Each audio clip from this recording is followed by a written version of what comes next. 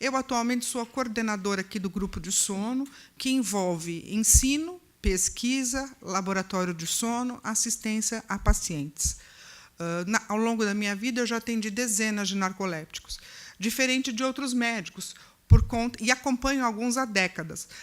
Diferente porque, como eu fiquei muito focada nessa área, acaba drenando para mim. A gente tem um ambulatório de sono, que a gente chama de Assono. O nome dele aqui na instituição é Assono.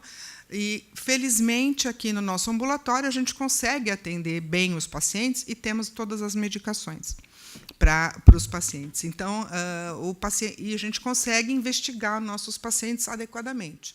Então, eu vou começar a falar a parte científica e é claro que eu vou tentar deixar um tempo para perguntas e para tirar dúvidas de vocês. Tá? Vou procurar ser o mais didática possível. E eu gostaria de falar uma coisa sobre a fala da Ana, que me agradou muito.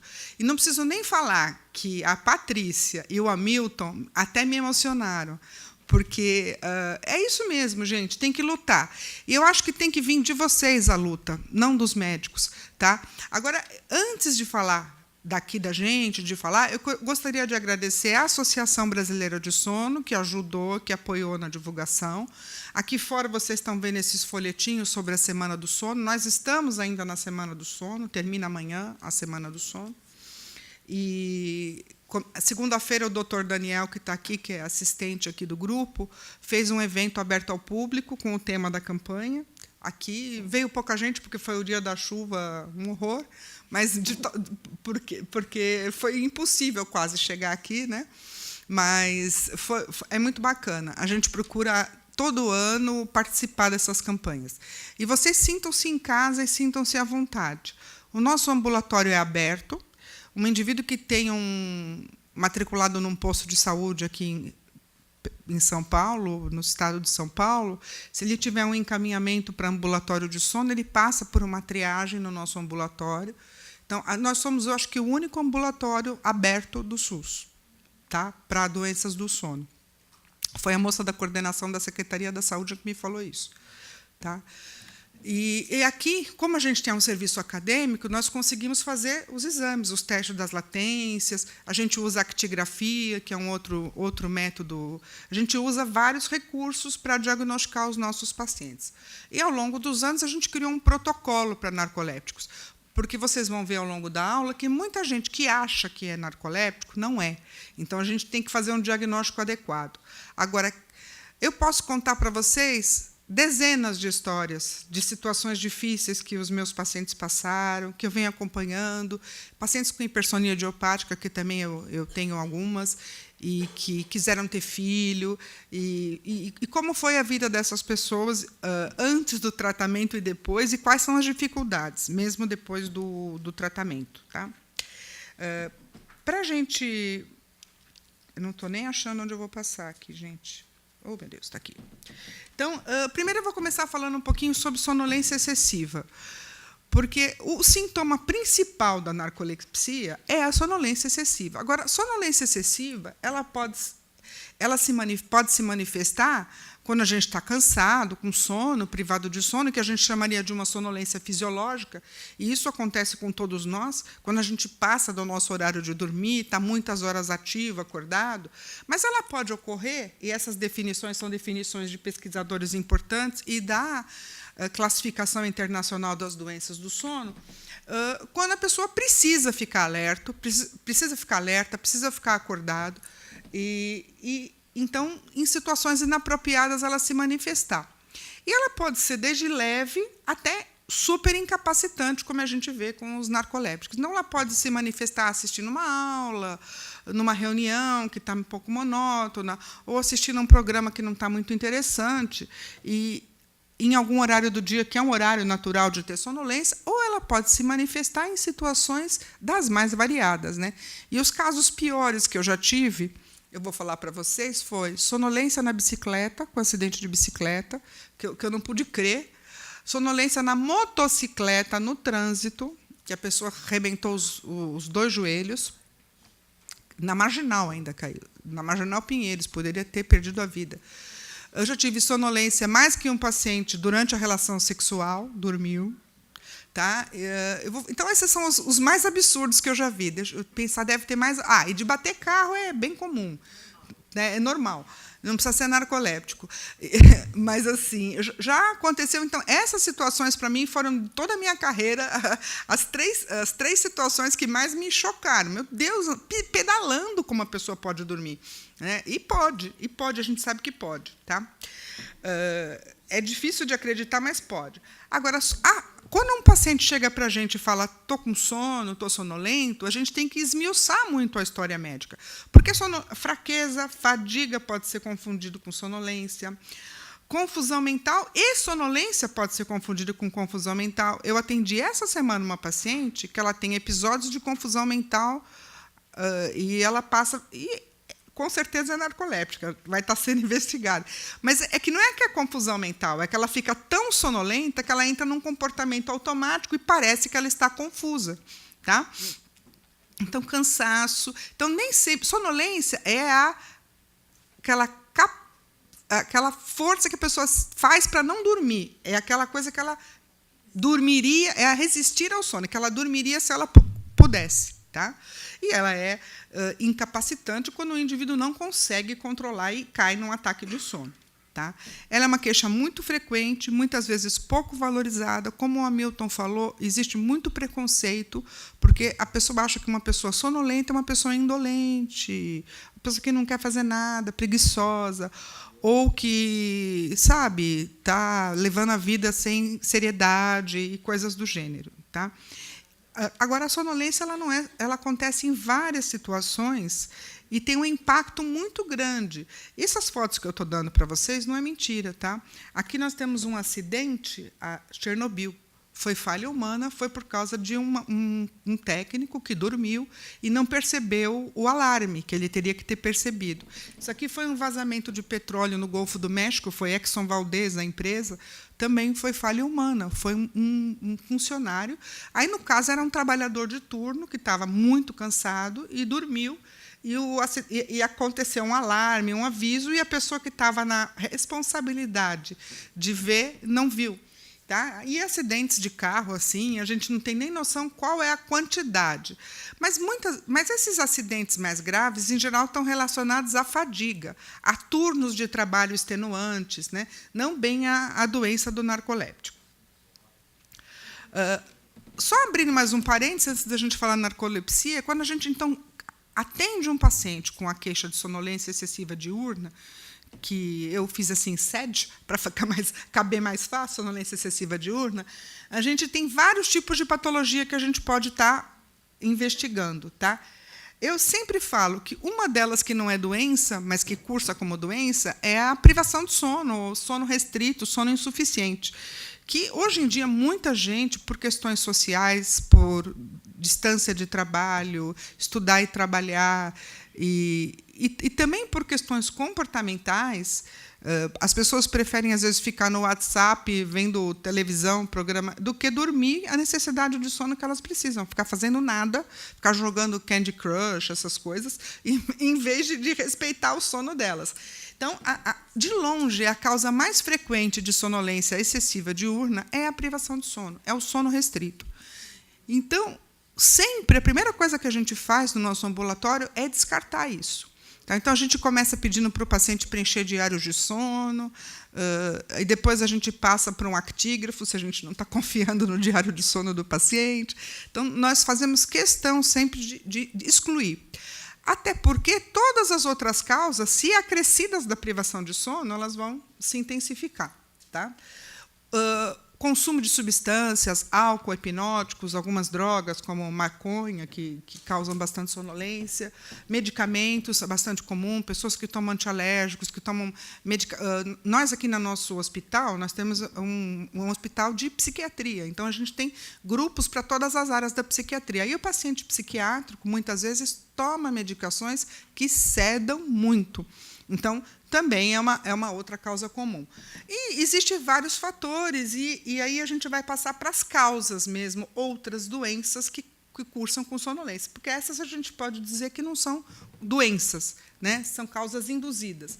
As causas primárias, dentre elas, a gente tem a narcolepsia e a hipersonia idiopática, que são causas raríssimas, se a gente for comparar com as outras causas. E da raridade da doença vem também o desconhecimento, e da raridade da doença vem também que, até hoje, no nosso país, não existe um movimento para que se regulamente.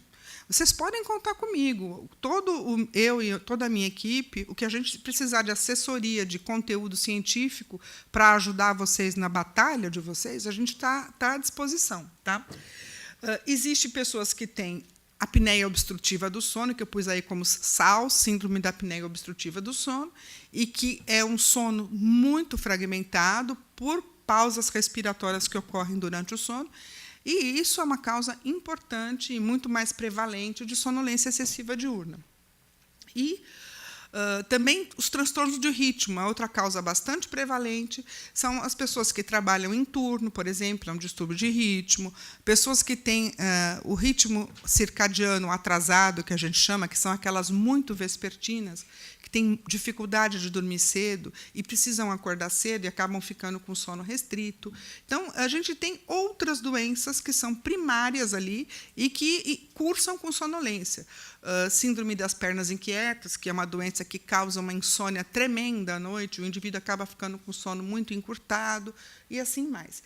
E depois a gente tem as doenças clínicas, neurológicas e psiquiátricas, que cursam também com sonolência excessiva, trauma de crânio também, pós-trauma de crânio, às vezes, e pós-AVC, é comum ter bastante sonolência, às vezes uma sonolência incapacitante, que lembra da narcolepsia, algumas doenças como doença de Parkinson e outras doenças degenerativas que cursam com sonolência excessiva. Então, a gente tem inúmeras causas, e a palavra que eu mais gosto em medicina, e comorbidades, que são doenças que se juntam com outras. Então, o indivíduo tem uma doença que causa sonolência, e aí ele tem uma outra que também causa, por exemplo, a apneia do sono, que é bastante comum, e aí ele dorme pouco, porque ele tem que trabalhar. Então, ele vai juntando fatores de risco, e isso vai aumentando o problema. Tá? Então, agora nós vamos começar a falar mesmo sobre as hipersonias primárias, aí, como a gente diria, do sistema nervoso central. Essa é a nossa classificação dos médicos do sono, é a classificação internacional dos transtornos do sono. Estamos na 3ª edição, que foi de 2014, que foi lançada. Nessa classificação, a gente tem no capítulo quais são as hipersonias, as sonolências excessivas que existem. Então, a gente tem narcolepsia tipo 1 e tipo 2. Isso é uma mudança que aconteceu nos últimos anos, porque se descobriu a causa da narcolepsia tipo 1.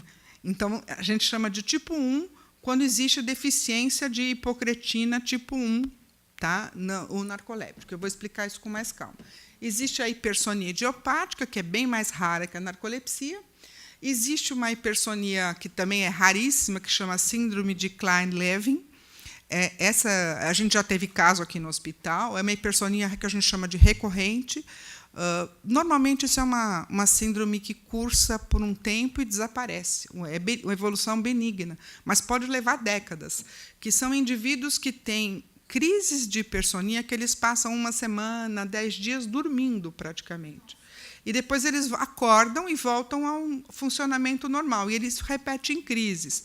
Durante essas crises, eles têm comportamento alterado, podem ficar compulsivos, hipersexualizados, podem ficar agressivos.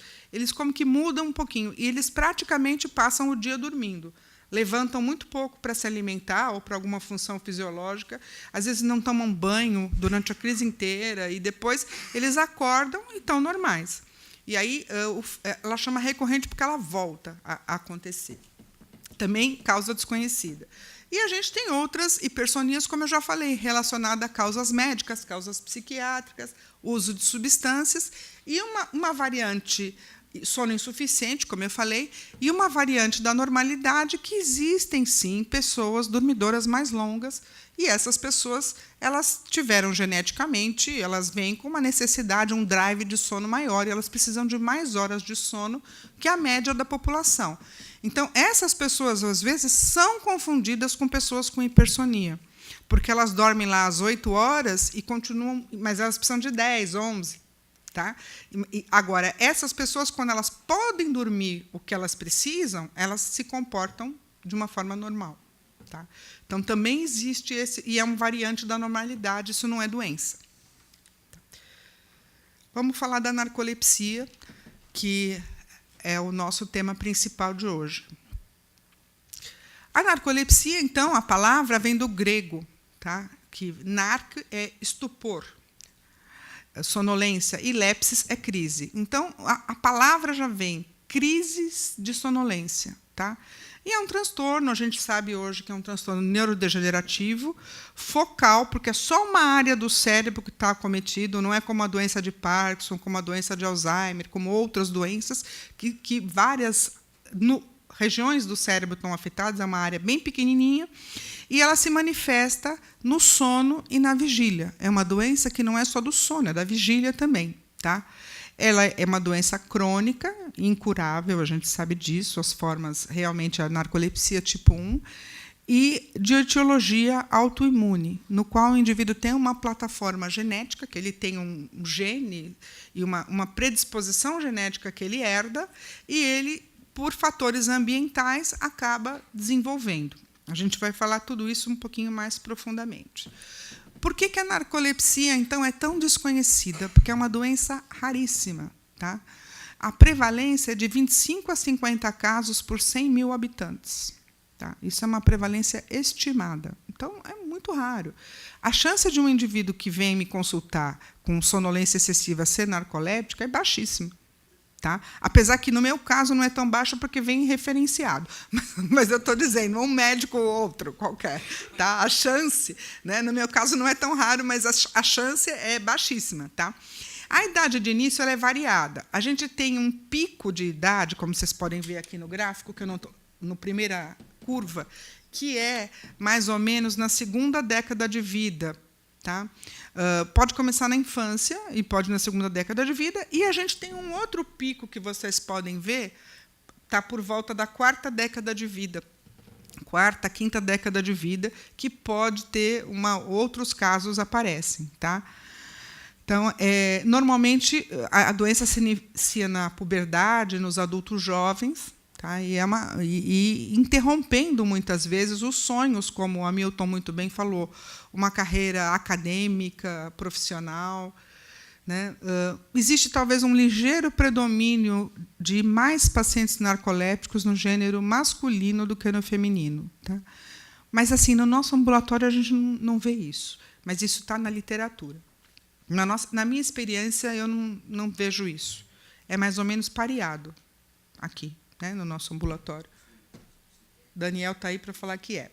Então, quais são os sintomas principais que a gente chama sintomas cardinais da narcolepsia? Então, a sonolência excessiva, que acomete 100% dos narcolépticos, e a cataplexia. Para quem não sabe, eu vou explicar melhor o que é a cataplexia, mas vocês sabem explicar até melhor que eu, quem tem. A cataplexia é uma crise de perda de tônus muscular, que ela pode ser muito variada, mesmo no mesmo paciente, ela pode ser diferente, que acontece desencadeada por emoções. Eu acho que esse é um dos sintomas mais incapacitantes da narcolepsia, apesar de não ser... porque ela pode levar um estigma muito grande para o narcoléptico. E a gente tem os sintomas que a gente chama de acessórios, ou sintomas não tão importantes, não é 100% dos narcolépticos que têm esses sintomas, que é a paralisia do sono, que também pessoas saudáveis, que não têm doença nenhuma, podem manifestar com uma privaçãozinha de sono. Entre os médicos, a gente vê bastante, porque dá plantão, tal, e aí a gente vê casos que todo mundo fala, já tive isso, já tive isso. Sempre que a gente dá uma aula, tem um par de pessoas aí que já teve. Então, a paralisia do sono ela é quando a gente está iniciando o sono ou despertando, você entra num sono REM naquele horário, ou está num sono REM e desperta, e a sua musculatura não desperta, da mesma forma que seu cérebro. É a maneira que eu tenho, acho que, mais simples de explicar. Porque durante o sono REM, que é a fase do sono que vem do nome Rapid Eye Movements, do inglês, movimentos oculares rápidos, durante essa fase do sono, a gente sonha muito, tem muita atividade mental. E a natureza faz uma proteção, que é uma inibição medular. Então, nós estamos num momento que nós estamos com o corpo quase paralisado. Se assim não fosse, nós sairíamos rolando da cama, chutando, batendo, interpretando os nossos sonhos, gritando, falando. Então, o sono REM é característico essa atonia muscular. E essa atonia muscular, quando ela entra na vigília, acontece a paralisia do sono. A cataplexia também, gente, mas eu vou falar um pouquinho mais detalhadamente. Alucinações hípnicas, ela é hipnagógica quando ela é no começo do sono, hipnopômpica quando ela é no despertar. É um conteúdo do sono REM, dos sonhos, que aparece na vigília. Essas alucinações é diferente de uma alucinação de um esquizofrênico, por exemplo. É uma alucinação que o indivíduo sabe que é uma alucinação. Ele percebe que não é uma realidade. Ele se assusta, mas e aí ele tem crítica para saber que aquilo talvez é um conteúdo de sonho. Não é que ele está ouvindo uma voz que está falando para ele mata o indivíduo ou foge daqui. Não, ele está tendo uma alucinação, e tem das mais variadas, desde visuais até auditivas, sensação. Às vezes a pessoa sente que tem uma coisa no corpo, uma coisa na cama, é bem esquisito. A paralisia do sono, muitas vezes, é acompanhada dessas alucinações, e os pacientes ficam aterrorizados, porque ele tem a sensação que tem alguém no quarto, que tem alguém querendo fazer algum mal para ele, e ele não consegue se mexer, não consegue fugir, é terrível. Mas existe um outro sintoma que a maioria das pessoas desconhece, que é um sintoma clássico da narcolepsia, que é o sono noturno fragmentado, o sono noturno ruim. O narcoléptico de verdade, e ao longo da vida da evolução, ele percebe que ele também tem dificuldade de manter o sono. Ele tem sono durante o dia, tem sono em situações que ele não deveria ter, mas na hora que ele quer descansar, que ele quer dormir, ele às vezes tem insônia, ele acorda ao longo da noite. Tá? E muitas vezes, se a gente conseguir melhorar o sono noturno, ele pode melhorar um pouquinho da sonolência diurna. Tá? Então, mas o sono noturno fragmentado também é uma característica. A gente chamava, Galinot, que foi um dos primeiros pesquisadores, chamava da tétrade narcoléptica, que era sonolência, paralisia do sono, alucinação hipnagógica e cataplexia. E, mais recentemente, a gente fala da pêntade, que é com os 4 mais o sono noturno fragmentado. Tá?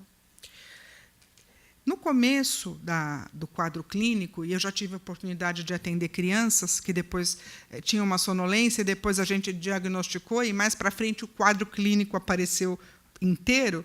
No começo da instalação, muitas vezes cursa com muita sonolência e com sono longo. As crianças narcolépticas é diferente, não tem essa fragmentação do sono e não tem esses outros sintomas. Mas ela acaba evoluindo para esse tipo de quadro clínico. A sonolência na narcolepsia não é uma sonolência comum, é uma sonolência especial, como a Patrícia e o Hamilton aqui falaram. É uma sonolência que se manifesta constante, mas ela vem em ataques também de sonos irresistíveis. E, então, um narcoléptico ele está, às vezes, num trabalho... eu já tive paciente que é terrível, fazendo uma apresentação, assim, num trabalho, uma coisa importante, e teve o ataque de sono. Tá? E esse indivíduo precisa de sonecas ao longo do dia. Se ele não espontaneamente não as fizer, elas vão vir pela pressão de sono que ele tem. Então, ele vai ter múltiplas sonecas ao longo do período de vigília. Tá? Eu coloquei aí de 2 a 5 por dia. Outra característica muito interessante do paciente narcoléptico, que, para a gente que é especialista, acha que é fácil, é uma característica que a gente puxa da história e a gente fala, pode ser, é que eles costumam sonhar. Numa pequena soneca, às vezes de 2 minutos, o narcoléptico tem a sensação que dormiu 1 hora.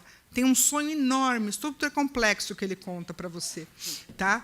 E, às vezes, essa pequena sonequinha, pescadinha que ele dá aqui, essa sonolência alivia algumas horas, algum tempo, ele se sente muito bem, é uma soneca reparadora.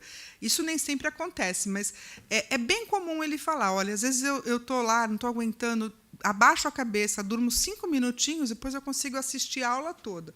Né? E, às vezes, o paciente conta para a gente, eu estou lá, começo a ficar sonolento, aí começo a sonhar, sonhei um sonho enorme, tenho a sensação que eu dormi 1 hora. Eu vou olhar no relógio, não passou 10 minutos. Né? É bem interessante isso, e é uma coisa bem característica da sonolência do narcoléptico. Isso, os outros pacientes que têm sonolência, como a hipersonia idiopática e as outras sonolências, não costumam ter essa qualidade assim, de história de sonolência, de ataques de sono e essas características. 100% dos casos, né, como eu falei, os ataques de sono podem ocorrer, claro, muito mais facilmente em situações de monotonia, mas podem ocorrer, como a gente estava comentando aqui, em situações de atividade. São, muitas vezes, irresistíveis, durações curtas. A média de uma soneca pode chegar, em média, 20 minutos, mas ela pode durar 1 minutinho e aquilo, para o paciente, naquele momento, foi muito bom. Essa soneca, como eu falei, pode ser restauradora. E o que eu estava comentando dessa paciente que eu atendi essa semana, desses episódios de comportamento automático. Às vezes a pessoa não identifica que está sonolenta, mas ela fica com uma linguagem meio confusa, dirige sem rumo, faz coisas e depois não lembra que fez. E isso é muito desagradável, porque isso é confundido, muitas vezes, com simulação, com coisas assim que a pessoa está fingindo que ela está doente. A cataplexia ainda muito mais, né? Então, isso é bem importante. A cataplexia, então, o que são? O que é cataplexia? Ou são os ataques de cataplexia? São ataques súbitos, recorrentes e totalmente reversíveis de perda do tônus muscular. Acho que essa é a melhor definição que tem. Desencadeados por emoções. Tá? Ela acomete tanto a musculatura esquelética, que a gente fala que são os braços, perna, como a musculatura axial, tronco. Né? Então, o indivíduo pode ter um ataque de cataplexia só da cabeça, cair só a cabeça, só da mandíbula, e ele pode ter um ataque global e perdendo a força nas pernas, no corpo todo. Ele é desencadeado, então, por estímulos emocionais intensos, surpresa, riso, uma raiva, uma emoção súbita. Então, a cataplexia, então, é muito incapacitante, porque o indivíduo com cataplexia, ele muda a vida dele. Ele não pode ir numa comédia porque ele não pode rir. Ele não pode ir numa reunião social porque, se ele rir, ele pode dar um vexame. E eu tenho uma paciente, de muitos anos atrás, ela me contou uma história, e é uma história da vida, a gente fala, é da vida, é até gozado. Ela, quando recebia visita em casa, tocava a campainha, ela abria a porta, dependendo de quem chegava, ela ficava emocionada e desabava na porta de casa. As crianças do vizinho, quando viram isso, acharam muito legal. Então, eles ficavam tocando a campainha da casa dela toda hora, ding-dong, ding-dong, ding-dong, para ver se ela abria a porta e caía. Não, essas coisas é a vida real mesmo do narcoléptico. Né? A cataplexia, ela é diferente de crise epilética, diferente de síncope, diferente de qualquer outra coisa. Algumas coisas são importantes. Varia muito no mesmo paciente, de um paciente para o outro. Então, tem uma frequência variável, uma intensidade variável, distribuição anatômica variável do ataque. Então, ele pode ser restrito a uma parte do corpo só, como ele pode ser o corpo todo.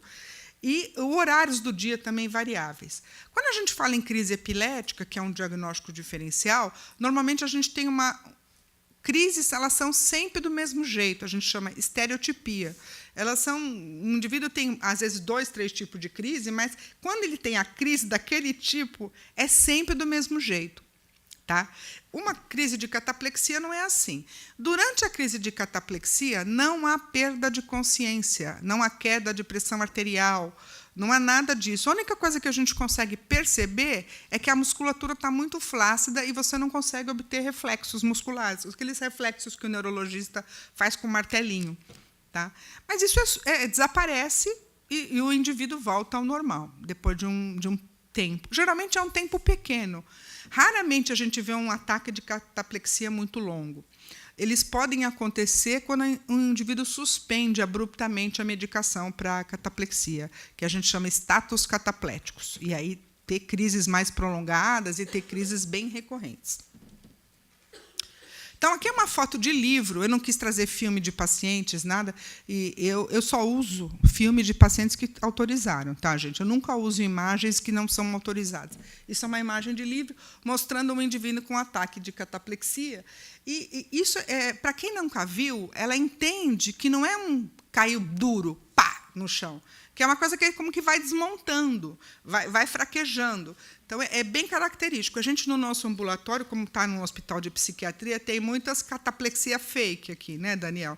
Quantas vezes que a gente já viu? A pessoa chega e se joga lá no chão e tal. E a gente sabe que não é, né? Então, a gente viu do jeito que ele caiu, não é cataplexia. E é uma coisa da experiência, né? Que a gente já sabe o que é e já sabe o que não é, né? Então, cai um braço só. A gente fala, como vai cair um braço e não vai cair o outro? Né? Tá segura. É difícil, tá? Essa de um lado só. Mas é um jeito de ser que a gente sabe que não é. Mas é de um lado só, é raríssimo. Tá? O mais comum é que pode ficar pior de um lado do que do outro, mas ser bilateral. Tá? Então, são coisas que a gente bate o olho e fala, epa, aí não é. Né? E, felizmente, aqui nós temos na instituição um ambulatório especializado nesses casos de pseudo, né, crises não epiléticas, crises não catapléticas, de pessoas que têm esses transtornos, que é doença também, a pessoa está certo, e tem tratamento específico para isso também. Mas são casos até mais difíceis, às vezes. Um médico muito importante, o Dr. Silber, Michael Silber, ele criou um questionário até para triagem de cataplexia. Está traduzido, tem alguns errinhos, tá, gente?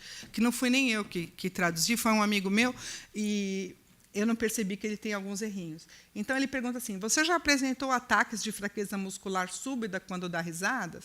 Sim, não. Porque dar risada é típico. Então, ele pergunta só isso. Né? Você consegue ouvir? A pessoa consegue ouvir durante um ataque de cataplexia. Sua fala já ficou enrolada? Sim, não. Sua cabeça fica atrapalhada? Sim, não. Se ficar atrapalhada, não é cataplexia, porque a cabeça do narcolético está boa. Tá certo? Tá íntegra. Seu corpo todo é acometido e uma questão alternativa é fraqueza desencadeada por risada com preservação da capacidade auditiva. Tá? Então, é um bom questionário. Para os meus residentes, a gente orienta nunca induzir a pergunta, né? Sempre fazer uma pergunta meio aberta como essa. Né? E pedir aí para o paciente esmiuçar como é que são os sintomas dele, que aí a gente tem as palavras do paciente é bem mais fácil da gente ver se é ou não é. Tá? Falando dos sintomas também, mais um pouquinho, a paralisia do sono ela pode ser muito angustiante. Inclusive, eu tive a oportunidade de fazer uma matéria que eu participei, que eu dei entrevista, até ganhei um livro, porque a repórter que fez a matéria ela tinha paralisia do sono recorrente. Então, ela leu num livro, num romance, achou interessante, porque ela falou, puxa, eu tenho isso. Aí ela me deu até o livro. E ela veio, me entrevistou aqui na biblioteca, e saiu uma matéria que está no YouTube, tá, sobre paralisia do sono. Foi ao ar há uns 2 anos, né, no Fantástico.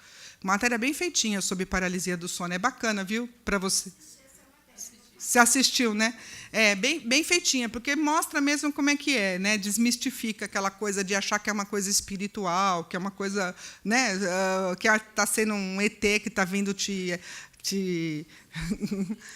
abduzir, né? Então desmistifica, mostra que é um fenômeno do sono mesmo, tá? As alucinações, elas hipnagógicas ou hipnopômpicas, elas têm uma sensação de realidade e elas podem ser múltiplas, tá?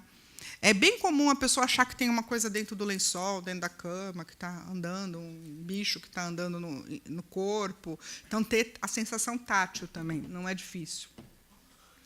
Pesadelos também, além que eu falei do sono noturno, são muito frequentes em narcolépticos. E, muitas vezes, o narcoléptico atua os sonhos.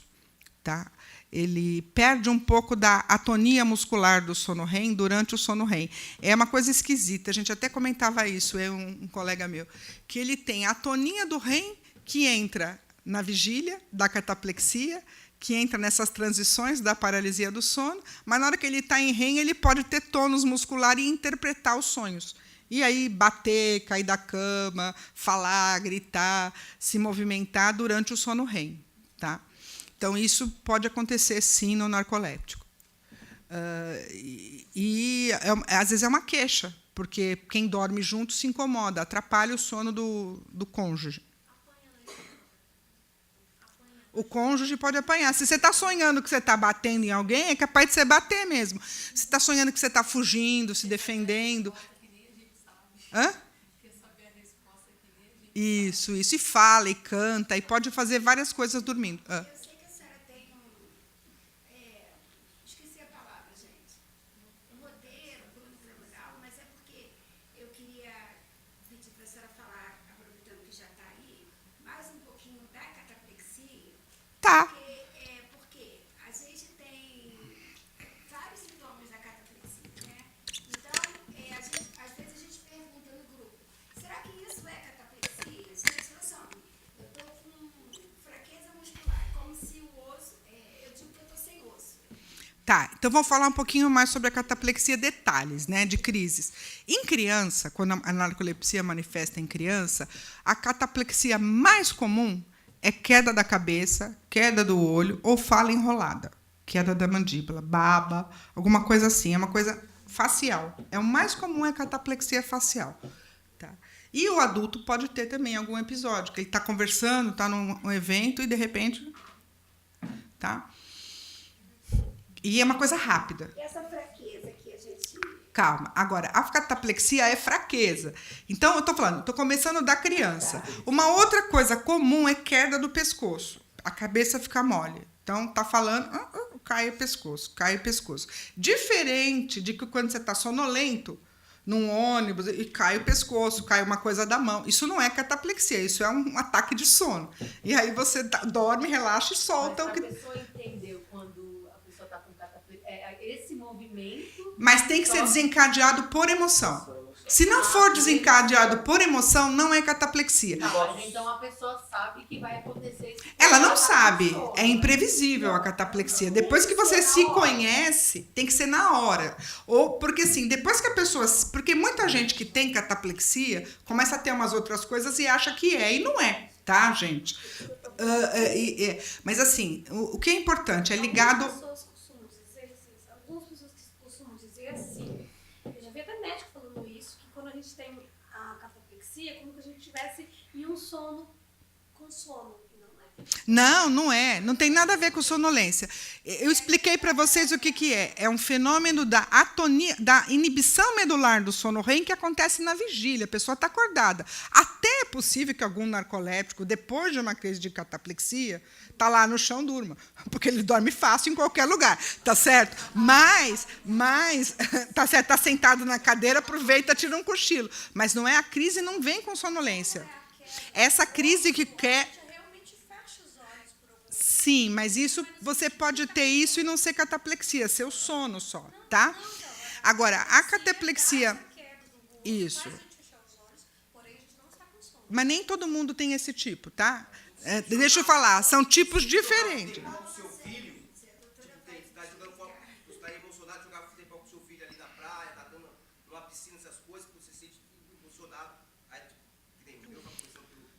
Isso. E desce. Agora, o mais comum, sabe o que é? Fraqueza nas pernas. O mais comum é a perna bambear, a perna vai ficando fraca. Às vezes a pessoa consegue se segurar e passa, tá? Só fica. O mais comum é isso. Geralmente a pessoa já senta, né? Geralmente ela consegue se defender, sentar, se segurar e não cai, tá? Agora, ela pode começar com uma fraqueza na perna e ir desmontando, que nem aquela figura que eu mostrei, tá? Eu já tive uma médica que teve no centro cirúrgico, coitada. Os braços ficaram fracos e a cabeça. A perna ficou em pé, ela não caiu. Não, ela não sabia. Ela me contou, eu falei que era cataplexia. Aí ela estava lá na cirurgia, ajudando lá, e ela não caiu, quer dizer, não pegou as pernas, pegou a cabeça e pegou os braços. Ela soltou o que ela estava segurando no centro cirúrgico. Levou uma bronca horrorosa lá do professor. Lá, tal. Então, ela pode ser variada. Tá? Quando é de um lado só, pode não ser cataplexia, tá, Ana? Estou te falando. Porque, geralmente, ela comete bilateral. Porque a inibição medular é bilateral, ela não é unilateral. Tá? Então, às vezes, você pode estar confundindo um ataque de sono, que você está segurando uma coisa e o braço fica fraco, alguma coisa, com a cataplexia. E é comum isso, tá? Porque você está segurando no ônibus uma coisa e derruba, e aquilo é do ataque de sono. E, às vezes, a pessoa não tem percepção que teve um ataque de sono. Tá? Então, isso é importante ficar claro. Então, a pessoa que tem, o indivíduo que tem a cataplexia, ele pode não ser um narcoléptico. Não. Agora eu vou explicar isso, que é o próximo ponto. Eu estou explicando os sintomas da narcolepsia. Quem tem todos esses sintomas que eu falei, ou pelo menos tem a sonolência e a cataplexia, é o narcoléptico clássico, por deficiência de hipocretina, que é a narcolepsia tipo 1. Quem tem cataplexia fechou o diagnóstico. Hoje em dia, pelos critérios diagnósticos, ele precisa fazer exame de latência tal, para fechar mesmo. Ou até dosar que tem deficiência de hipocretina no líquor, para falar que é tipo 1. O narcoléptico que não tem a cataplexia, a gente não sabe se ele é tipo 1 ou não. Porque ele pode, na evolução da doença, apresentar ou não. Mas, se você dosar o líquor, ele já pode ter a deficiência de hipocretina e não ter a cataplexia, que eu vou explicar agora. Então, a narcolepsia tipo 1 é a doença clássica. A tipo 2, que ainda não apareceu, pode não aparecer nunca, pode nem ser narcolepsia, pode ser uma doença parecida e que a gente ainda não sabe o nome. Tá? Porque a narcolepsia clássica é aquela que tem a deficiência da hipocretina. Eu vou continuar falando e depois vocês perguntam à vontade, porque as consequências eu não vou nem falar, porque a Milton e Patrícia falaram. Terrível. Tá? Bom, vamos falar um pouquinho como que acontece a narcolepsia, né? Qual que é a fisiopatologia da narcolepsia, qual que é a causa. Inclusive, um dos descobridores dessa causa é brasileiro e eu conheço ele, o Mário Pedrazzoli. Ele estava em Stanford na época que se descobriu que a narcolepsia de Doberman era relacionada com uma causa genética no receptor da hipocretina que estava alterado naqueles cachorros Dobermans que tinham narcolepsia. Então, existe uma deficiência na neurotransmissão da hipocretina. A hipocretina não é um neurotransmissor, mas ela funciona como? Ela é um peptídeo hipotalâmico. Tem dois tipos, hipocretina 1 e hipocretina 2. Elas vêm de uma mesma molécula, que é a pré-pro-hipocretina. Então, ela é produzida no hipotálamo posterolateral, numa região bem pequenininha, cerca de 70 mil células que existem de hipocretina, e essas células produzem só esta substância. Do lado dela, tem outras células que produzem outra substância. Então, é uma região do hipotálamo, que é a região do cérebro que controla todo o organismo, que faz os pré-hormônios. O hipotálamo e a hipófise mandam nos hormônios e no nosso organismo. Então, nessa região, nessa pequena região, a gente tem uma população pequena de células que produz esse peptídeo. Esse peptídeo funciona como um neurotransmissor ativador da vigília. Tá? Ele faz com que toda a neurotransmissão de vigília seja excitada. Então, quando a gente está cansado no final do dia, já está muitas horas sem dormir, e a gente precisa ficar acordado, o nosso sistema nervoso mais arcaico, que é o sistema límbico, que é das emoções, e o nosso sistema de ritmo, que está dizendo agora não é ainda a hora de dormir, que também é no hipotálamo, manda uma mensagem para essas células, produz hipocretina, que é principalmente no final do dia, para você se manter acordado. Tá? Numa situação de estresse, então, produz mais para te manter acordado. Então, a hipocretina tem essa função. E ela se conecta com quase todo o cérebro e com vários núcleos que produzem substâncias como a histamina, a serotonina, dopamina, substâncias estimulantes do cérebro, neurotransmissores estimulantes. Tá? Então, o que acontece? Você tem uma deficiência na hipocretina. Isso desregula todo o ciclo vigília-sono do indivíduo e ele vai ter dissociadores uma dissociação entre sono e vigília. Na verdade, é entre sono REM, bem dizer, e vigília. E aí vai ter a liberação desses fenômenos de REM que eu falei. Entrar o sonho na vigília, que é a alucinação, entrar a atonia do REM na vigília, que é a cataplexia, a atonia do REM na transição sono-vigília, vigília-sono, que é a paralisia do sono. Então, você vai ter esses fenômenos dissociados, tá? Entre o sono e a vigília, que acontecem por falta desse neurotransmissor, que ele é importante para balancear o estado de vigília e de sono. Tem um artigo muito interessante que saiu em 2001, mas depois ele foi atualizado, que é o que eu mais gosto, que é do Clifford Saper, um pesquisador dessa área de neurotransmissão do sono, que ele fala que é como uma balancinha o estado de sono e de vigília. E, para a balancinha ficar equilibrada e você não mudar abruptamente de um estado para o outro, você precisa da hipocretina. Foi bem na época que descobriu as hipocretinas que ele fez esse artigo, que é muito bonito. Ele chamou de interruptor do sono, tá? a hipocretina. Então, ela está lá ajustando para que você não entre rápido, passe rápido de um estado para o outro. Tá? E, quando você perde isso, é o que acontece. Tá? Então, a desregulação, essa liberação de sono REM que vai causar a sonolência diurna, o sono REM precoce, que é uma característica. O que é o sono REM precoce? Eu contei para vocês que, quando a pessoa dorme uma soneca pequenininha, ela entra em REM e sonha.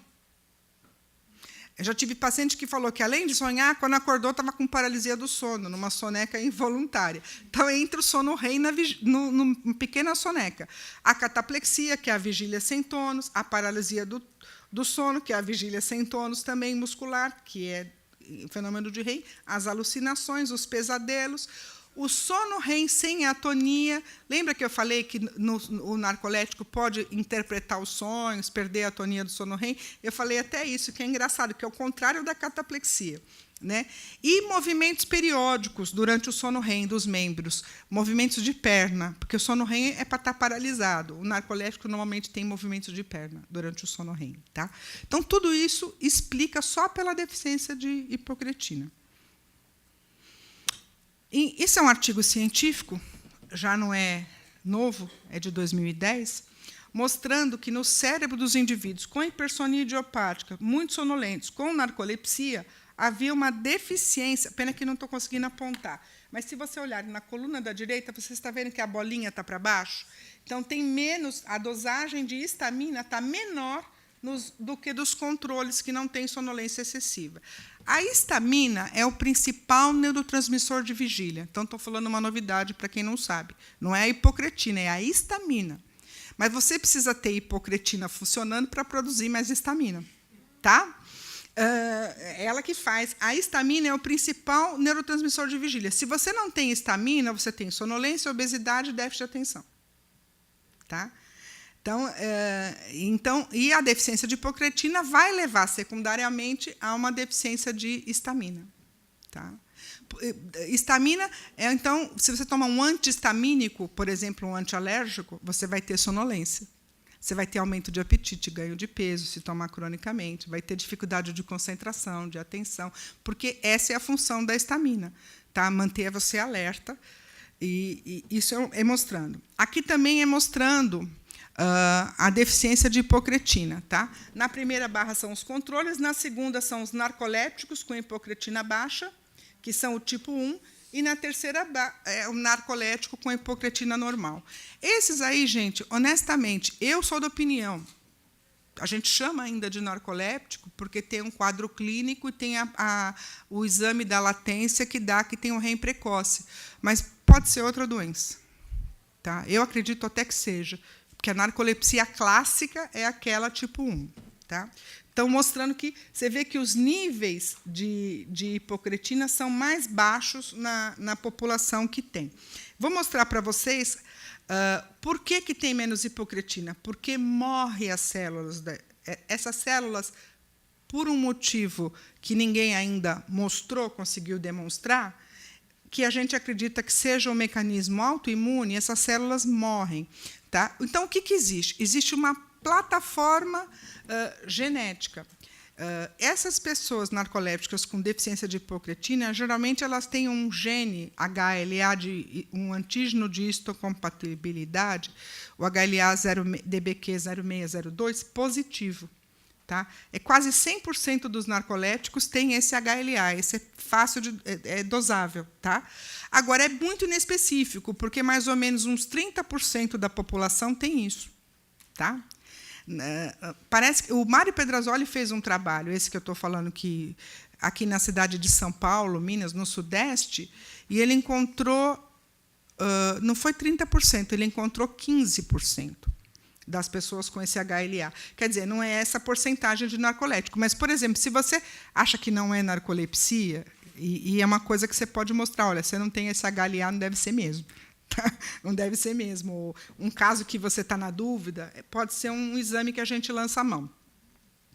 E, então, o que se acredita? Que algum fator ambiental, alguma infecção, algum vírus foi lá, e hoje em dia já tem um culpado, que a gente acha que é provável, que desencadeia na resposta imune daquele indivíduo que tem essa predisposição genética, que ele produza um anticorpo, na verdade, nunca se detectou anticorpo, mas na célula, no linfócito T dele, que é a célula da imunidade humoral, ela vai lá e confunde aquele vírus, aquele estímulo, com a célula e mata só aquelas células, como se fosse um agressor. E aí dá narcolepsia.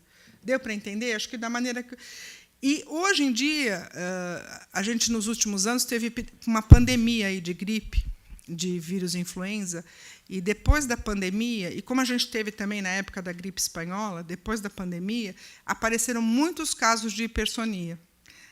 Apareceram vários casos de narcolepsia, aumentou a Então, acredita-se que o vírus da gripe ele possa confundir o sistema imunológico do narcoléptico e ser um fator que desencadeia essa resposta imune alterada, levando à morte dessas células de hipocretina. Tá? E tem vários trabalhos mostrando isso. Inclusive, trabalho com gêmeos. Seria mais o vírus da gripe ou a vacina em si? Não, é o vírus, é o vírus. É o vírus. A vacina é feita com vírus. Tá? É o vírus. É o vírus. A vacina H1N1. Aí teve em 2009, com a vacinação, teve uma vacina na Europa e que foi usada também no Oriente, que chama Pandemrix, que chamava, que não existe mais, que ela tinha, além dos vírus dos pedaços de vírus, ela tinha um estimulante imunológico, que era uma vacina que a ideia era imunizar muito rápido, para dar na epidemia.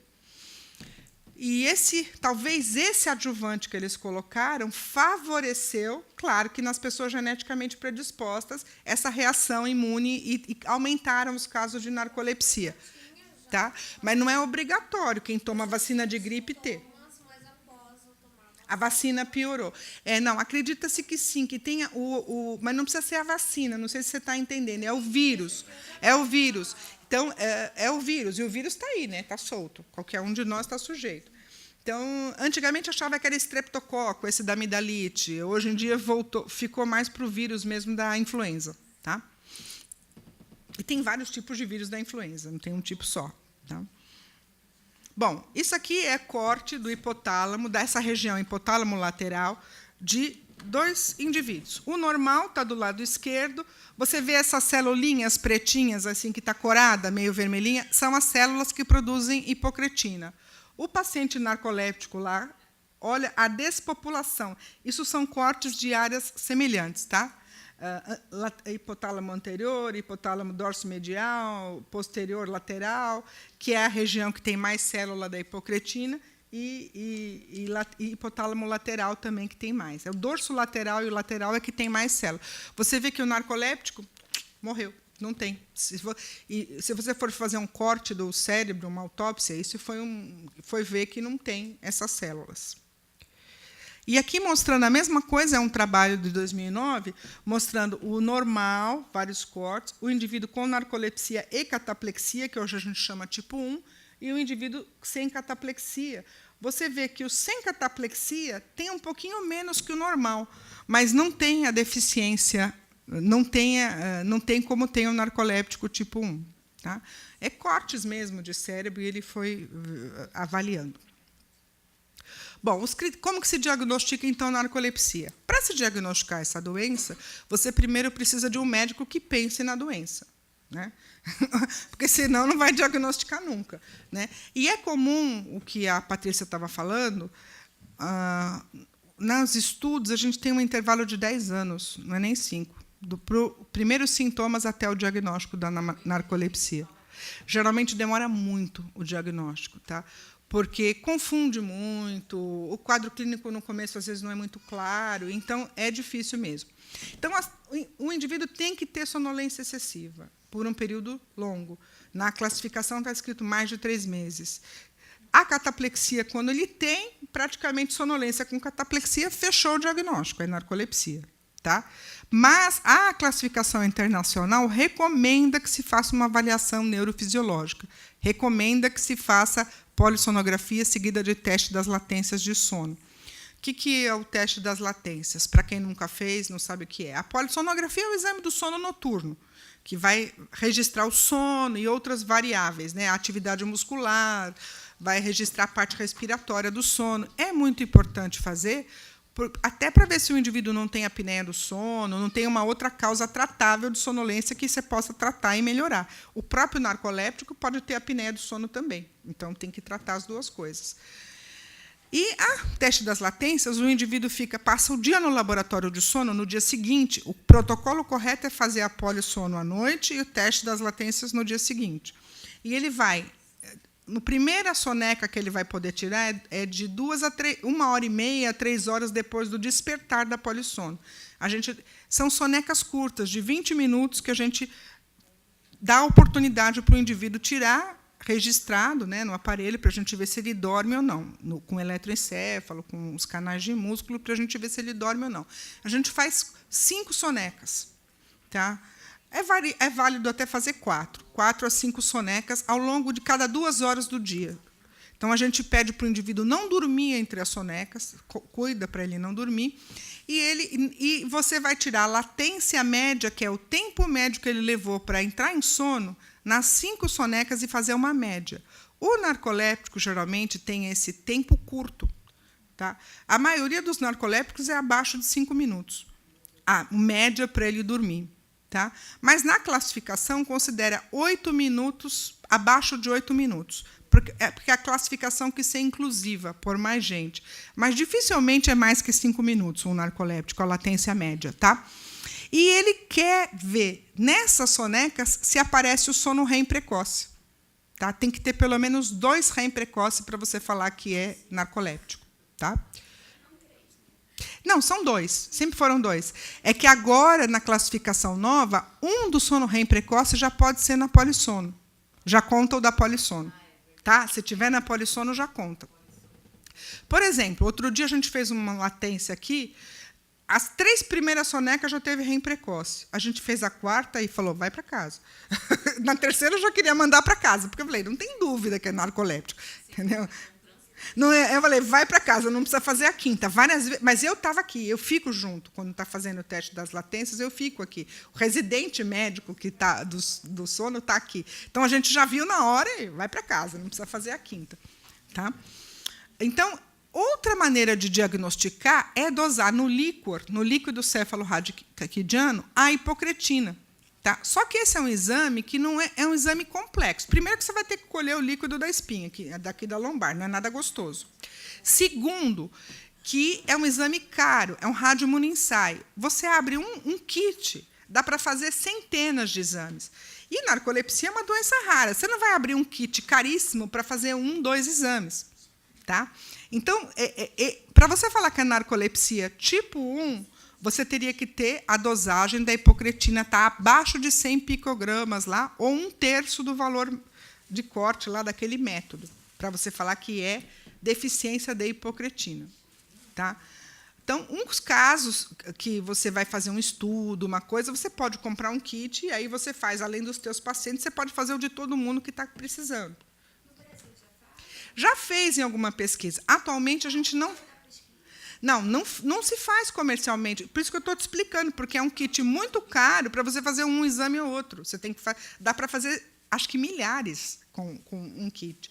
O que a gente faz? Os casos que precisa, a gente manda para os Estados Unidos. Tem uma universidade lá em Stanford que ele junta casos de tudo que é lugar. Quando ele abre o kit, ele faz de todo mundo. Você manda congelado para ele e ele faz. Tá? Faz sentido, entendeu? Pega de um monte de gente e aí faz de uma vez. Tá?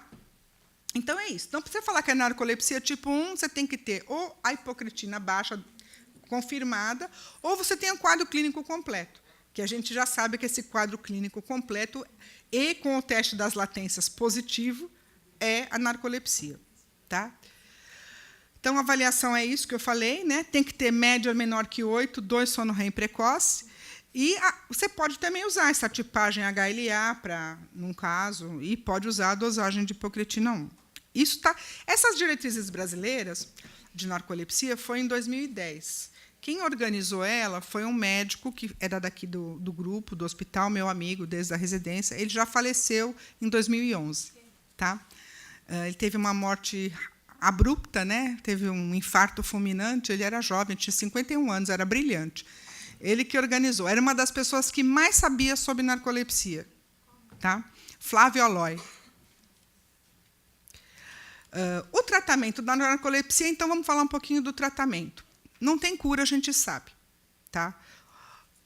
O tratamento comportamental, eu não vou nem abrir para falar, porque tem Silvia, que é super boa para falar sobre isso. Tá? E vocês até já sabem muita coisa que vocês fazem que melhora. Eu acho que o paciente vai testando. Eu aprendo muito com os pacientes. Eles me contam coisas que aí eu pego dicas dele e passo para os outros pacientes. Eu faço muito isso.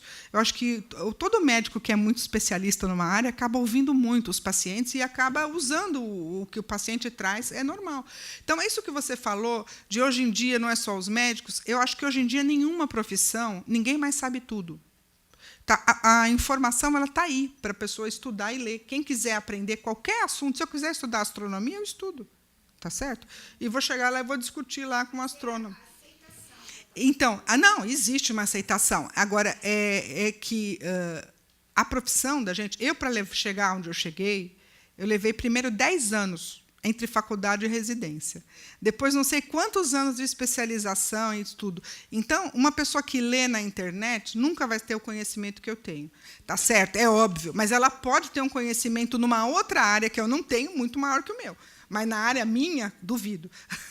Tá certo? Dificilmente alguém vai me trazer uma novidade que eu já não vi, ainda porque eu formo alunos. Então, eu tenho um aluno lá todo dia me instigando a saber coisa nova. Né?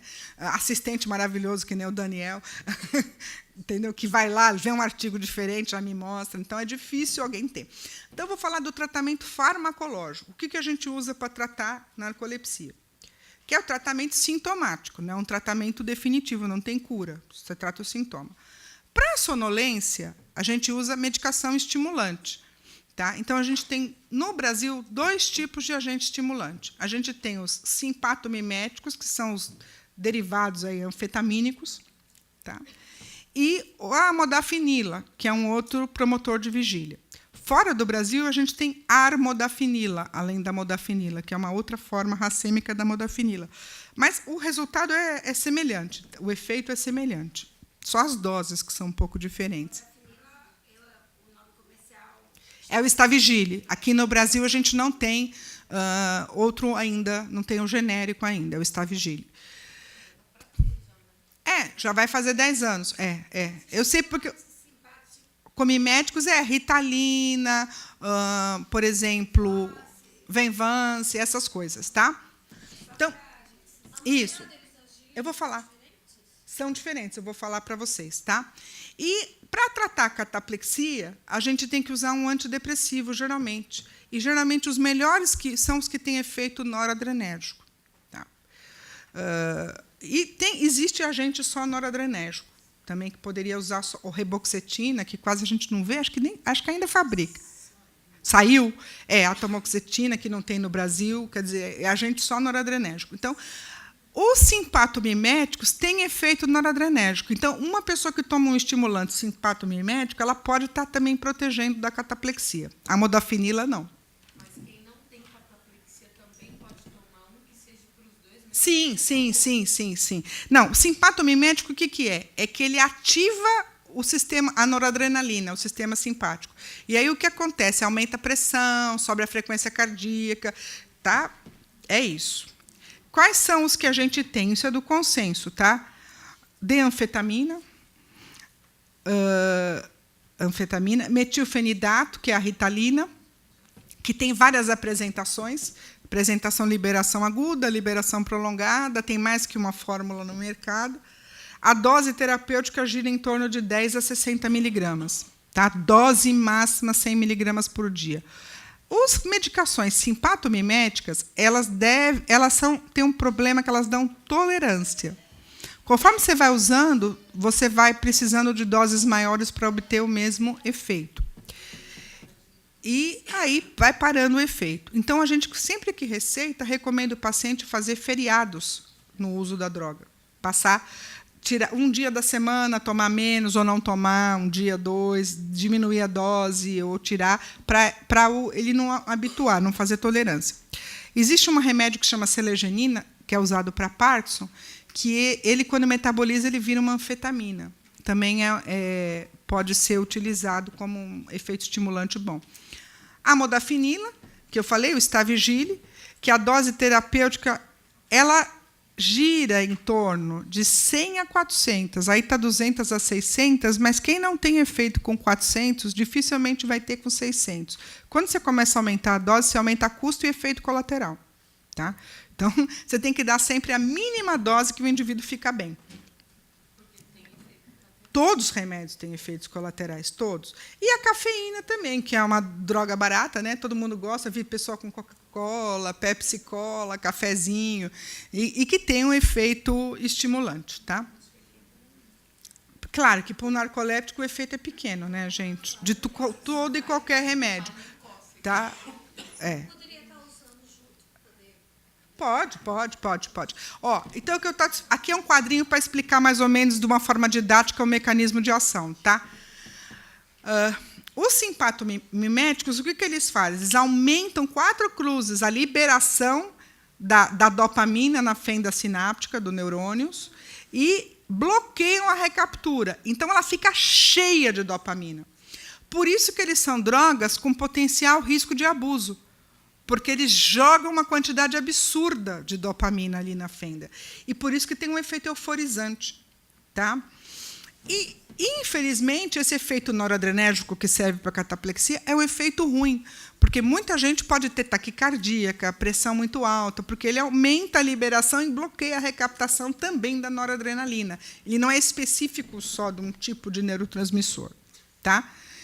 Ele não tem efeito estaminérgico. Lembra que eu falei que a estamina é o principal neurotransmissor de vigília? É por isso que a modafinila é interessante, porque ela tem um efeito indireto estaminérgico. Tá?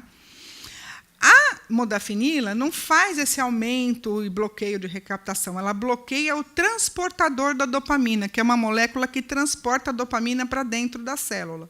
É um efeito mais sutil dopaminérgico. Tá? É uma molécula que transporta da fenda para dentro do neurônio. Então, ela bloqueia esse transporte e mantém um pouquinho mais tempo lá externo.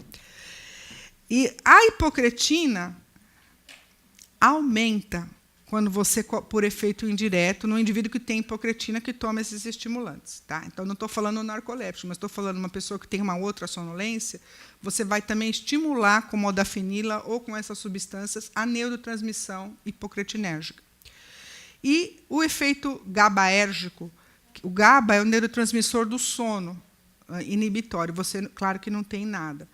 Acredita-se que a modafinila tenha um pequeno efeito inibitório GABAérgico. Também por isso ela é promotora de vigília. Tá? Então, os simpatomiméticos são muito mais potentes, mas são mais sujos, dão mais efeitos colaterais. A modafinila é mais seletiva. Tá? Então, essa é a diferença. Ela é menos potente, mas é mais seletiva. A duração do efeito da medicação depende da apresentação. A modafinila tem uma meia-vida que cobre quase o dia todo. A ritalina, por exemplo, que o pessoal chama, a formulação de liberação simples, ela cobre poucas horas. O efeito é, no máximo, 4 horas. Então, ela é interessante para você complementar, às vezes. num horário assim que você vai ter que estar alerta, tal, você toma modafinil e complementar. Mas não é ideal tomar essa apresentação, apesar que é mais em conta, porque você vai tendo picos e quedas, picos e quedas, picos e quedas. Então não é muito. Então eles desenvolveram essa liberação controlada para você ter um nível mais estável, tá? Essa tem o Concerta e o Ritalina LA, que são caros também, né? E o outro Venvance, que é a deslisanfetamina, ele também faz como se fosse uma liberação prolongada, por causa dessa lisina e desse aminoácido. Então, ele fica mais estável também no organismo, do que não tem esses picos e quedas, picos e quedas. Então, acho que posso falar isso, não preciso aprofundar mais, senão vai ficar complicado. Já né, expliquei para vocês o que é. A última coisa que tem de tratamento da narcolepsia, que é uma droga específica e que não tem no Brasil, é o oxibato de sódio. Tá? Nos Estados Unidos, o nome comercial é Xyrem. Xyrem. XY-REM, só no REM. Tá? É um sedativo fortíssimo, que ele é utilizado em casos mais graves. É um remédio que é bem complexo a prescrição dele, porque ele é usado como droga de abuso, tipo um Boa Noite Cinderela. Então, ele é uma formulação líquida, o Xyrem, e não tem gosto de nada. Tá? Então, é um perigo. Tá? Então, o oxibato de sódio ele tem que ser tomado à noite. Ele começa com uma dose pequena e vai aumentando. E aí ele induz um sono. Então, o que ele faz? Você dá à noite e, depois de umas horas, você dá de novo para o narcolético. Tem que dar 2 vezes. Então, ele faz o narcolético dormir um sono bem profundo à noite. E, de dia, ele tem menos sonolência e diminui a cataplexia. Aqui está mostrando, nesse gráfico, os sintomas residuais. A sonolência excessiva diminuiu 67% com ele, a cataplexia diminuiu... Não, 33% de melhora, né? Em 67%, 88% melhorados, 12% de melhora, que ele está dizendo, 100% da paralisia do sono e quase 100% da alucinação hípnica. Então, ele melhora o sono, melhora a sonolência, melhora a cataplexia e melhora os outros sintomas acessórios. Tá? Qual é o mecanismo de ação? Não sabemos. Não sabemos, ninguém sabe por que faz isso. Tá? Esse remédio é um remédio que não está disponível para ser usado aqui no Brasil. E nós temos a honra de contar para vocês que nós somos um dos centros escolhidos no mundo para fazer a pesquisa com uma nova formulação que será lançada no futuro, que é o Xyrem de liberação controlada, que o indivíduo vai tomar um comprimido na hora de deitar, uma capsulinha, um negocinho de liberação. Não tem ainda, tá? E nós vamos fazer essa pesquisa com narcoléptico e, de preferência, narcoléptico tipo 1, bem característico. Aqui, nosso centro, então, vai fazer. Eu e o Daniel já somos os investigadores da pesquisa. Já passou na Anvisa, tudo. Eles aceitaram. Por ser uma doença rara, eles liberaram a pesquisa. Então, eu deixei aqui canetas e papéis. Se alguém quiser se voluntariar para participar dessa pesquisa, é só deixar o contato, tá? É só deixar o contato, tá? Tá aqui, mas tem que ser narcolético completo, bonitinho, porque senão a gente vai avaliar e não vai pôr na pesquisa. Não, pode ser o tipo 2 também, mas eles estão querendo, os estrangeiros vieram aqui visitar o centro, tal, e eles estão querendo que seja mais pacientes tipo 1. A pesquisa já está em andamento fora do Brasil, tá? A gente pode falar no nosso grupo do WhatsApp? Pode. Tá? Você pode fazer uma listinha e me mandar por e-mail, com nome, telefone e contato. Mas, espera aí, essa pesquisa é longa. Vai ter que vir muitas vezes fazer teste de latência, teste de manutenção. Vai ter que... Não, a pessoa tem que poder ficar em São Paulo. Mora no Amapá, não tem como ficar em São Paulo, não adianta querer ser voluntário da pesquisa, tá? Não precisa morar. Você pode ter uma casa para ficar, poder ficar aqui, mas você vai ter que ficar alguns meses aqui, tá? Então, eu estou avisando que a gente vai ter, então, essa pesquisa e é uma boa opção. Então, é isso. Alguma dúvida importantíssima?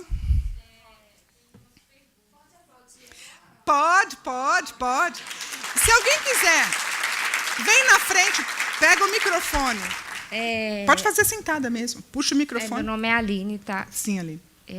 Eu tenho narcolepsia tipo 1. É porque, até onde eu entendo, a hipersônia, né? Hipersônia, né? É hipersônia ou hipersonia, É. pode falar de qualquer jeito. Ela é sintoma ou não é sintoma? A sonolência excessiva é o sintoma principal da narcolepsia. Mas é porque eu já respondi questionários que vêm e me perguntam, você tem hipersônia? Aí eu vivo me perguntando, mas afinal de contas, eu fico em dúvida se eu tenho. Porque... Deixa eu tirar essa dúvida. A hipersonia idiopática ou hipersônia idiopática é uma outra doença, no qual o indivíduo tem uma necessidade de sono aumentada. Normalmente ele dorme muito mais horas, é um dormidor longuíssimo, e quando ele acorda, ele não acorda, ele passa o dia inteiro com sono. Ele pode tirar o cochilo do narcoléptico e do cochilo não adianta nada para ele, continua com sono.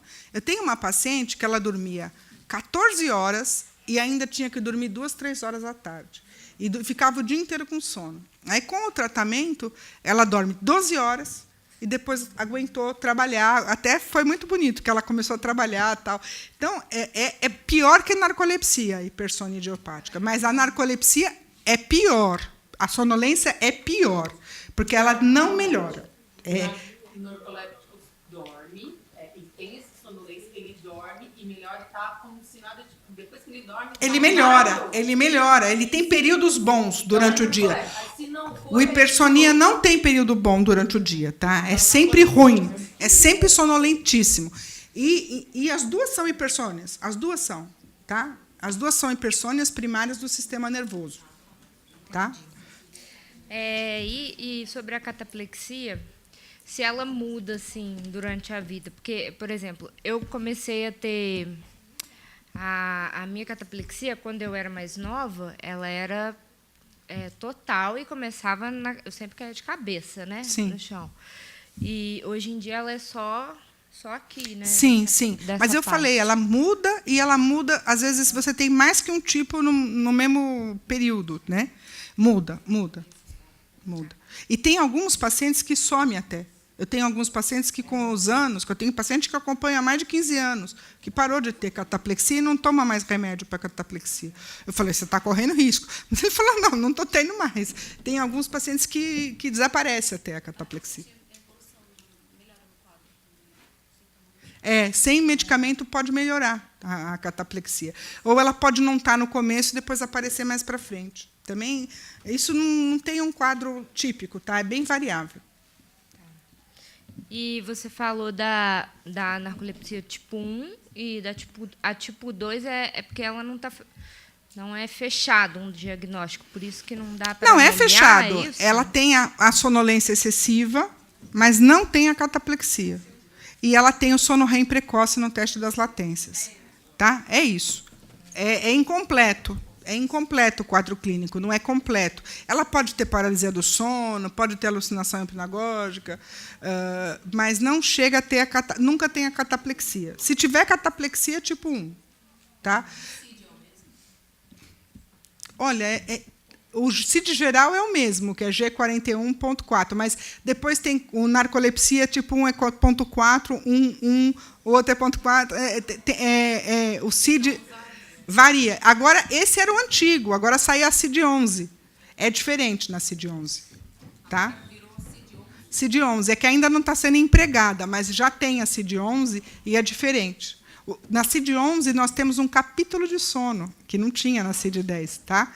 Então, tem várias doenças que não tinham CID, que agora tem. Então... última coisa. A senhora falou sobre ser o ideal fazer o exame de latência e a poli no mesmo dia, né? Eu, particularmente, não sei se é... Não, é o protocolo correto. É o protocolo esse. Além disso, eu não acho... falei uma coisa importante do protocolo. O narcolético, quando a gente prepara, a gente tem um protocolo aqui, tem que vir sem nenhuma medicação, porque a medicação altera a arquitetura do sono. Se você estiver tomando um antidepressivo, você pode não ter o sono REM precoce, e aí fazer um falso negativo. Tá? Não pode vir na hora que suspender o remédio, porque pode ter rebote, ter um falso positivo, rebote de REM. Então, tem que vir limpo de medicação e tem que estar dormindo bem. Tem que vir, a gente põe até actígrafo para garantir que ele não fez privação de sono nas 2 semanas antes Então, o exame tem, para ele valer, para ele ser esclarecedor, tem que ser muito bem feito. Então, é porque, assim, na minha opinião, a polissonografia para dormir de verdade, eu acho péssimo. Assim. Não, todo mundo Então, sabe. eu considero quase como uma noite de privação de sono. E aí você fazer o teste no dia seguinte é como se você tivesse tido uma noite de privação de sono, e aí você vai fazer o teste de latência. Mas o protocolo correto é esse, tá? A gente, Entendi. quando faz a polissono aqui, a gente pede para o narcolético ficar mais tempo de sono, porque aí, mesmo que o sono não está tão bom, ele tem mais tempo de cama maior, e depois faz a latência. É o melhor protocolo, porque é o único jeito da gente ter certeza que você veio para o laboratório de sono, não está muito privada de sono, ou está privada de sono, é o jeito melhor.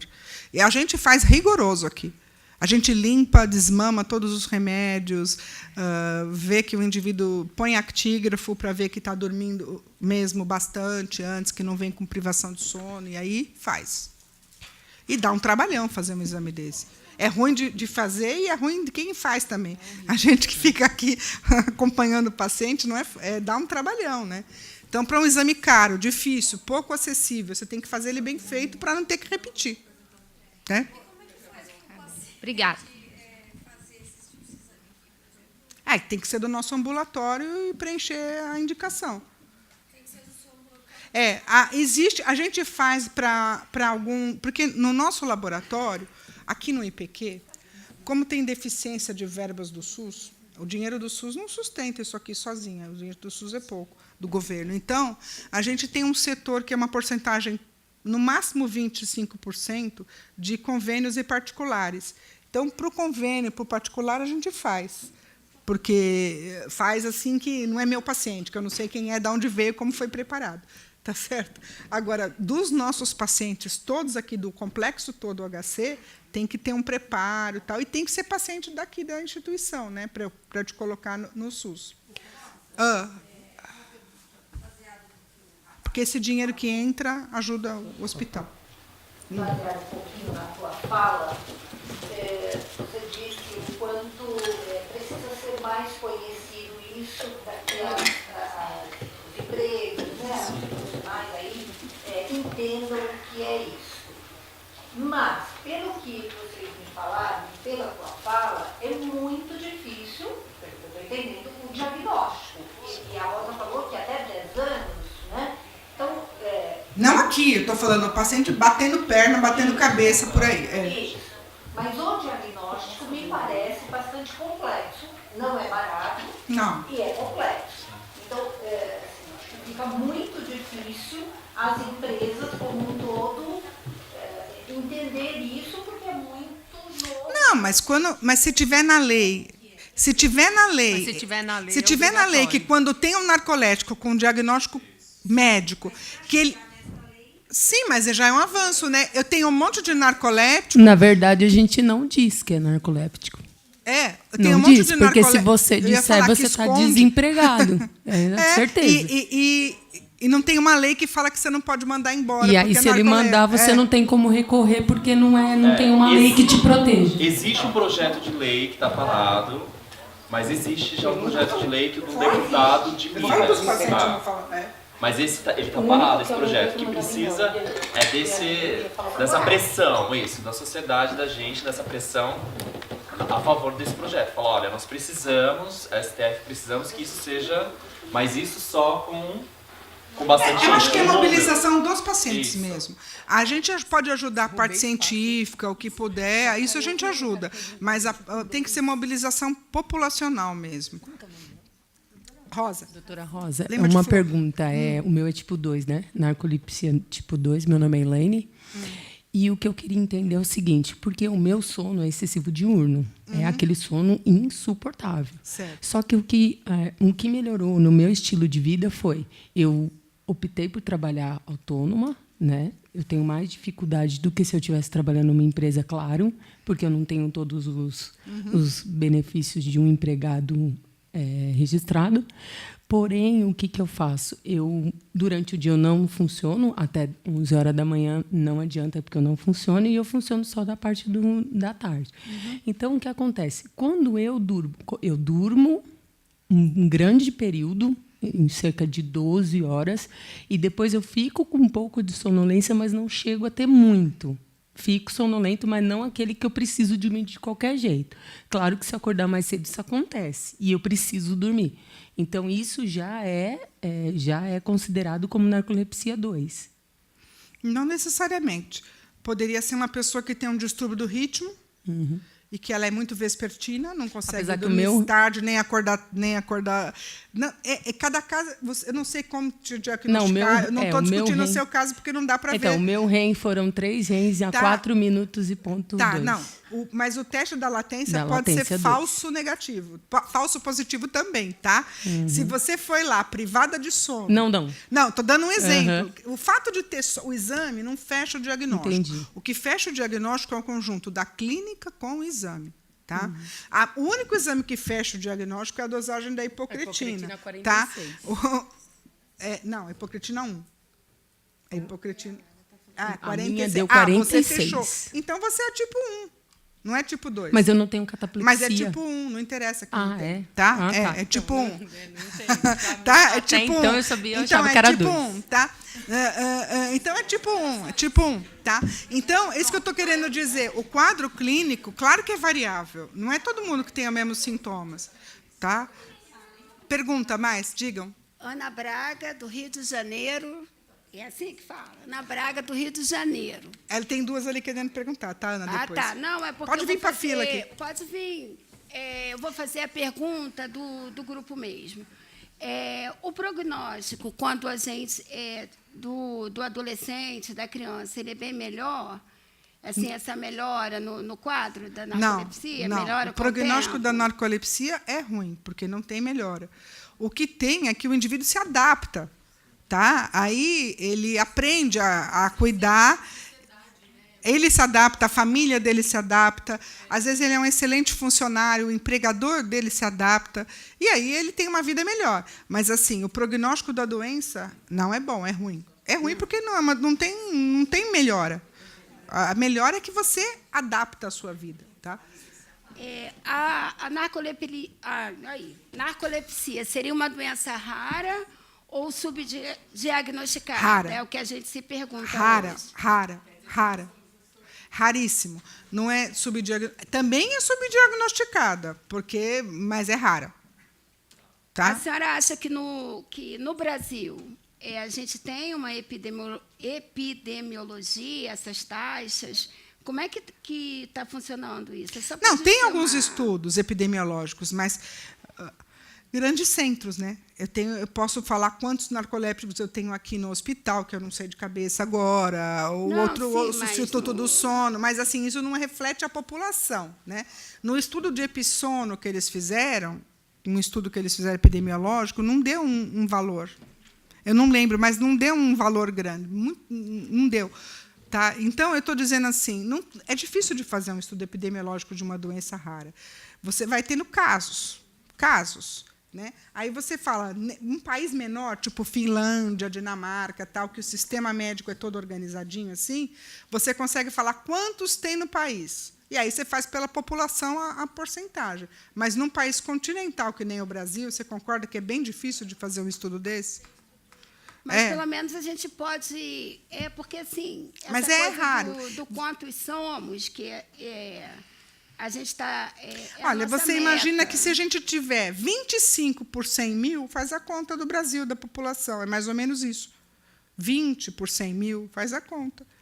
É mais ou menos isso, tá? Tá? Você faz essa conta e você extrapola para a população. Por que essa pergunta? Porque as pessoas que têm narcolepsia conseguem trabalhar? Consegue, mas com limitações. Não. Tá certo? Eu tenho um paciente narcolético que trabalha super bem, só que ele consegue, no trabalho dele, parar para dormir, consegue ter acesso à medicação adequada, tem apoio familiar. Ele falou, narcolético pode dirigir? Eu não posso proibir, porque a lei não proíbe, mas eu falo para o meu paciente que ele não pode. Eu falo, não deve, tá certo? Por quê? Eu falei, se você quer dirigir, é daqui até a esquina, depois de dormir. Porque senão não pode, porque tá certo, é daqui até a esquina. Você não pode pegar uma estrada dirigindo? Jamais. Entendeu? É querer se matar ou matar os outros. Entendeu? Então, são coisas assim que ele tem que adaptar à vida dele. Mas não é impossível dele trabalhar. Eu recomendo até que faça trabalhos autônomos, porque você tem mais liberdade, né? E, às vezes, você pode ganhar até mais que sendo empregado, sendo autônomo. E a parte sexual, né, gente? Bom, aí, minha A filha... parte dos antidepressivos, da libido e tudo sim, mais. sim. Quem tem muita cataplexia vai ter que tomar antidepressivo mesmo, não tem jeito. Agora, existem antidepressivos que mexem menos com a libido. Tá? Eu tenho prescrito para muitos pacientes bupropiona, tá? Como porque não mexe com a libido. Então, ele toma bupropiona para cataplexia e toma e tudo bem. Tá? Porque isso é um tabu, mas as pessoas perguntam muito no grupo, tá, gente? Então, assim, o que eu queria perguntar é... Não, tem antidepressivo que mexe menos com a libido, sim, e a gente pode prescrever.